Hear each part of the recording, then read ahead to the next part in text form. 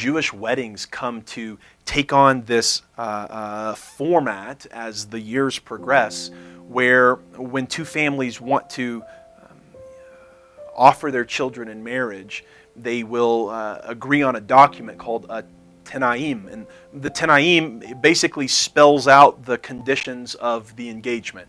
It might spell out the dowry of the bride, and it also spells out some of the responsibilities of the groom. It's mostly an agreement on a time and a place, a date for the wedding to happen. It's an agreement that this union is going to move forward. It's kind of the precursor to the wedding. We would consider it an engagement.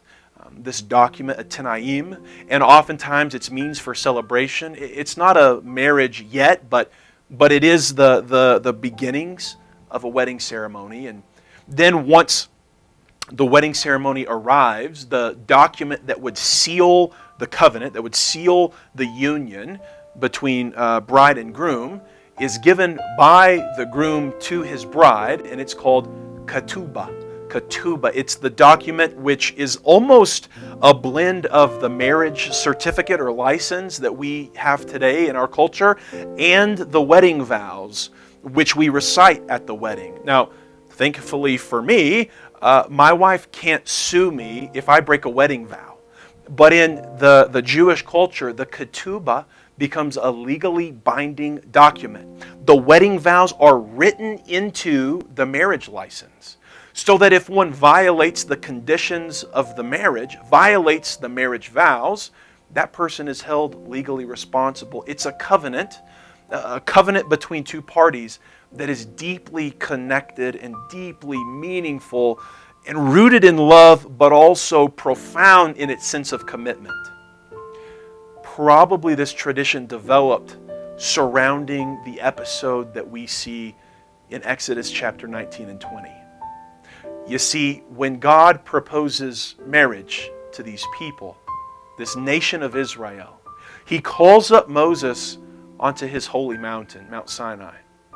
And He says, I want you to go say to the people, Moses, that if they would like to be my people and enter into covenant with me, then they should obey my commands. And if they do, then they will be to me a treasured possession. Although all the peoples of the earth are mine, they will be unto me a kingdom of priests and a holy nation. Moses, go tell that to the people and bring me their answer back. And so Moses goes down and he says to the people, here's what God has proposed. The people say, whatever the Lord says, we will do. So Moses carries his answer back up the mountain to Yahweh, and he says, the people agree, and God says, very good.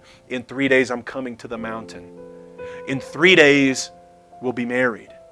So go, get the people ready. Consecrate the people. Have them wash their clothes. Prepare them for our marriage.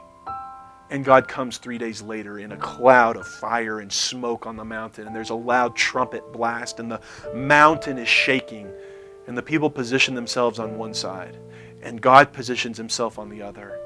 And He begins to speak. He begins to speak the ketubah, the covenant of the marriage. I am the Lord your God who brought you up out of the land of Egypt. You shall have no other gods before me. You shall not make for yourself a graven image. You shall not take my name in vain. You should remember the Sabbath and keep it holy. And He gives 10 conditions of the wedding. And we call them the 10 commandments, or the 10 words of God given at Sinai. And this episode begins to, in Hebrew culture, color the format of their weddings. And the reason is because it's in this moment that the people of Israel envision themselves as having joined into a marital covenant with Yahweh.